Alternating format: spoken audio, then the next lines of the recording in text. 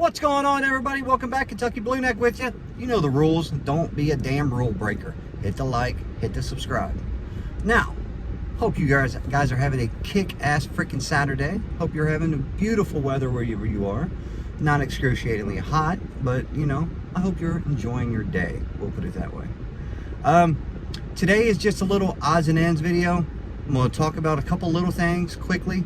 Then I'll answer a few comments quickly. And then I'm going to let you go back to enjoying your weekend quickly. Alright? So, the first one. The first thing I'm going to talk about is in New Mexico, yesterday or day before, a 13-year-old boy shot and killed a 23-year-old woman. These kids stole this woman's car, and she has, I guess, OnStar or GPS or something. She tracked her car, and they was at a gas station. She went to the gas station where these kids had her car, and when she went up to the car, you know, they tried to take off, and then the airbags end up deploying on them and all that. And so, you know, I don't know if she grabbed one of them or was just talking, but one of them got out of the car, a 13-year-old, shot her twice and killed her there on the ground of the gas station parking lot. So, don't you think we should do something about guns? Again, I'm not saying take away your Second Amendment. I'm saying control this shit. You know, the kid is obviously arrested. Now, is he going to be charged as an adult? Is he going to get life in prison because he took a life? Even at 13, I know there's a big fight when it comes to courts with minors because, you know, they're technically, medically, their brain is not matured enough to make good decisions. I get it, I do. But I tell you, I was 13 at one time. I didn't kill nobody. I didn't think about, you know, stealing a car and, you know, shooting up the owner if they found me. That shit never crossed my mind. So I agree with the courts, kinda, a little bit, each way. You know, but to me, if you commit a crime, especially a murder, you need to face the punishment of that murder. And if it happens to be life in prison without the possibility of parole, then it's life in prison without possibility of parole. And I know you can't give a minor death penalty, I know that, but, you know, here's the question for you. A 13-year-old shoots and kills a 24-year-old or a 23-year-old. Does that child that is arrested in custody for the murder, do they get charged as an adult? And do they have the possibility of doing life in prison? So that's one question. Next one I have, and it's been around for years, and I just don't really pay attention to it because it doesn't concern me, doesn't involve me, nothing, but I'm going to talk about it anyway. Listen, when it comes to transgenders, whether you was a man, now you're a woman, or you was a woman and now you're a man, that is your body. You do whatever the hell you want. I don't care. It doesn't affect me. It doesn't stop my way of life one way or the other. But the thing I do disagree with is sports. Okay? I'm not saying women are not great athletes. I'm not saying that at all. There is some phenomenal women athletes that could just run circles around me and laugh while they're running them circles around me. But I don't think it is okay for a woman that becomes a man and wants to play a physical sport. Like, you know, a lot of it's in high school. They do a high school, they want to do high school football and stuff like that. Listen, I'm all about equality. I am, you know, across the board. But when you're getting into a situation like that, it becomes a safety matter. Because, you know, and I don't even have to say football, you know, but football is a safety matter. You know, because I am sorry. Men are built different than women. I am not being an asshole. I'm not being prejudiced against women or nothing else. I'm not saying that. I'm saying that a woman does not have the body structure, I guess we'll say, for the most part, to play in a physical male sport like football. You know, that's like them going, a woman, you know, a woman that she was a woman, becomes a man, wants to go play fucking rugby. Have you guys ever seen rugby?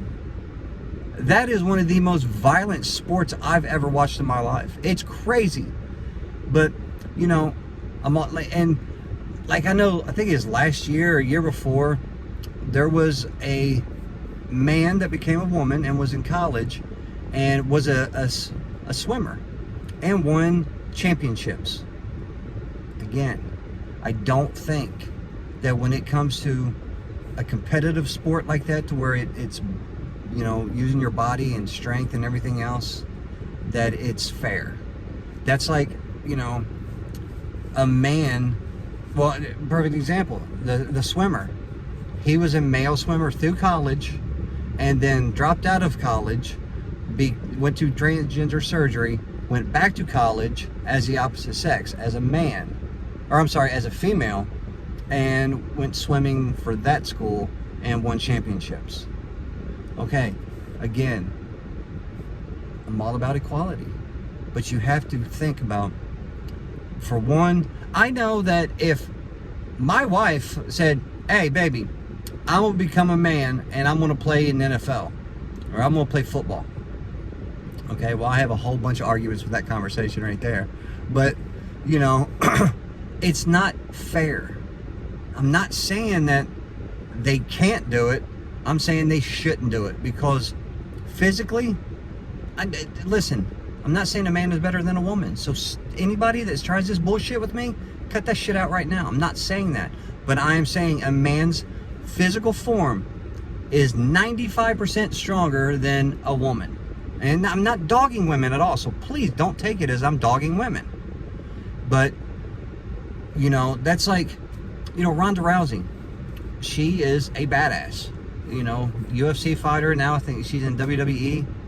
But, you know, if I ran up on her on the street and we had words, I'm going to take my chances that I could probably beat her up, because if I hit her one time, there's a good chance I'm going to knock her out or whatever. Or she could give me an arm bar and break every bone in my body. But you know, it's just, you can't compare a man's body to a woman's body in a physical thing. And if you guys are going to take offense to it and say I am putting down the opposite sex, fuck off. Leave. Don't watch, because that's not what I'm doing. Okay? So, that's my couple little rants for today. Now, let's answer some comments. I only have a few. Where in the hell is it? Oh, there it is.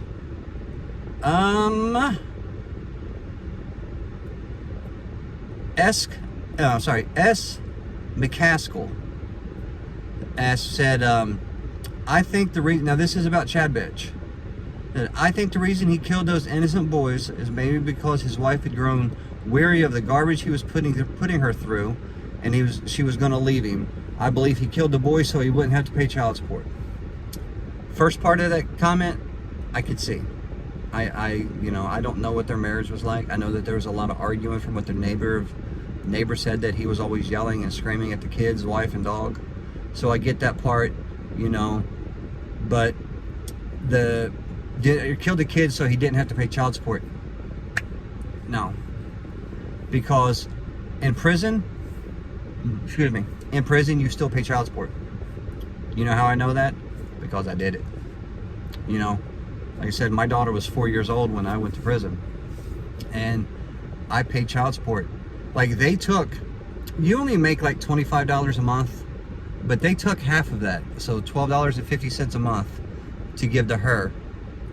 And then when I got out, my bill was like $10,000. You know, thankfully, I am completely paid off. I paid her $10,000. Matter of fact, $10,274. I'll never forget that, because that scarred my soul. But I paid her that in one lump sum, so she is paid. She is done.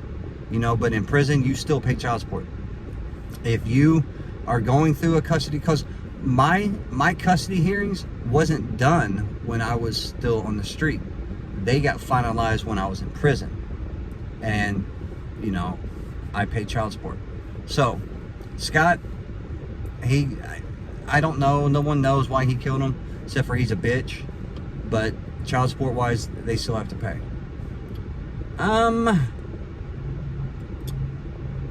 This one, Sandra Ross 7071. I think this was about death penalties and stuff like that. So she says, I think the family of the victim should have a say in their demise. Yes. I've always said that. I've always said that if, somebody kills a child and they get the death penalty, I think the parents should be able to push the button, push the plunger on the needle, or push the button for the chair, or whatever it is. I have always said that. Sandra, I agree with you 100%. I always said a parent should have, a say. Justice prevailed and they're in prison and they're getting death penalty and all that, but at the end of the day, you still lost someone that you love, so it's not worth it. So, I don't even know how people would feel about it. How do you guys feel about it? Do you think a family member of someone that has been killed should have a say in their demise? Should they be able to turn the switch on or push the needle plunger, whatever it is? What do you think? I think they should. Excuse me. I think I answered this in a video, but I'm not sure, so I'm going to go ahead and answer it now. This is Life is Too Good. She said, do you have any way to buy commissary food and keep it in the fridge, or you just buy food each day to eat that day? I think I answered it. I'm not sure, but I know that Life is Too Good is always watching my videos. She's always leaving a comment, so thank you. Now, commissary, no, you don't get cold food. You don't have options. You can't use a refrigerator. You don't have any access to a refrigerator. You don't go each day. You go once a week. Like mine was on Tuesdays or Thursdays. I can't remember. But, for Farrington, and you go one day a week and you have a set amount. Like I think ours was $300 a month is what we could spend total a month in commissary. But they sell shoes and stuff, so $300 is pretty easy to go through. But Life is Too Good, no, you don't have access to refrigerators and everything like that. All right, now, here we go. I'm always going to save some piece of shit for last. And I can't even say they're a piece of shit because, I'm sorry, you're not a piece of shit. You just need to watch a different thing. Okay. JBH Freak 8766 said, you need to pay attention before you say something and don't waste our time. The cop never said the F word. Referring to the Chad Dorman, when the cops arrest him when he's sitting on the stoop and they walk him to the car, and the Dorman bitch said, will you get my wallet out of my pocket? And the cop said, you have the right to remain silent. Fucking use it, is what he said. So, JBH Freak 8766, I'm gonna play this for you. Watch this. Shut up, dude. You have the right to remain silent. Fucking use it.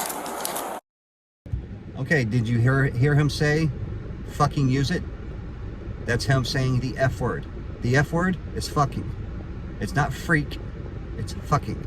Like you're freak. JBH Freak 8766. Okay, I'm not going to be too mean to you because whatever you watch might have been edited. That's fine. That's cool. But if you're going to come at me with good shit. Don't come at me with shit that you don't know. That is as plain as the sky is blue. It's right there. So, JBH Freak 8766. I don't know what you're a freak of. I don't know. I don't know if you're a man or a woman, whatever. Either way, you're fucking wrong. There. How about JBH fucking wrong 8766? Why don't you change your name to that? But anyway, guys, excuse me. Sorry. But guys, thank you all so much. I hope you have a wonderful freaking weekend. I hope you do everything in life that you want to do, and I hope it all comes true. You guys, make sure you hit that like, you hit that subscribe, and you all have a kick-ass freaking day.